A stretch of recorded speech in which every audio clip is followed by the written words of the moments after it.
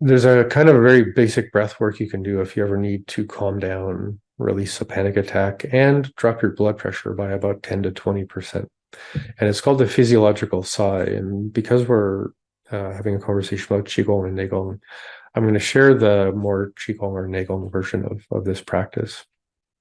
It has three parts to it. So the first one is to breathe into your belly with a little bit of force, like you're going to sing.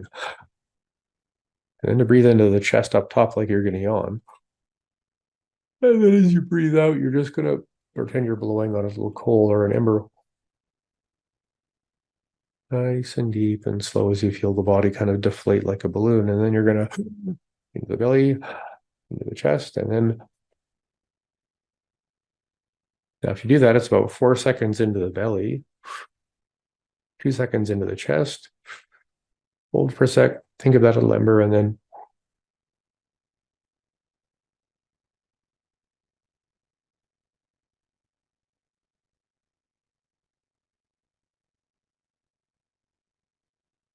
so that's the physiological sigh. Now, if you do that for about 2 minutes, you're going to feel a bit dizzy. You might get a little tingly because you're really playing with your breath gases a bit. But more importantly, you've shifted the tone of about 120,000 kilometers of vascular tissue, or your blood vessels, and a big part of what we think of as meridians. And that shift of flow, that shift of the whole body going into a like, oh wow, I'm really getting the best possible circulation, and I'm feeling very calm, like your blood pressure just dropped a bit. That might be a really great way of responding to the angsty part of stimulation addiction. And when you study things like Nei Gong and eventually like Nei Dan or inner alchemy, there's periods of time in practice where we do certain kinds of fire breathing, and that sounds like a thing to do with physical fire, but there's a way of using breath work to change the state of the body. You could say the neurological state of the body, the chemical state of the body, in a way that you can actually measure. So that in our seated practice, if we're just having a really hard time narrowing into being focused, say, on certain aspects of breath or dantian or other things, we can, in the middle of that practice, go, I need to shift state, so I can either get up and move around, or I can go and sit and watch something and scroll my phone, or not.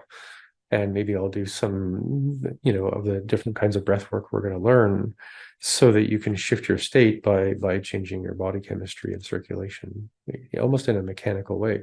And they figured this out thousands of years ago, that if you want to sit in deep, present, coherent, state, sometimes you have to actually get to an activated, alert state that's also physically and in the sense of your nervous system calming.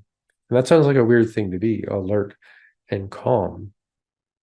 But look at most animals. They're always alert and mostly calm. They're just doing life, right? But as humans, again, we live in this kind of weird bounded context. So just something to consider, something to be aware of. So I'm going to talk about some meanings of the term Gong, because when you think of Qigong, Nei Gong, Gong Fu, or Kung Fu, that word Gong keeps coming up, right?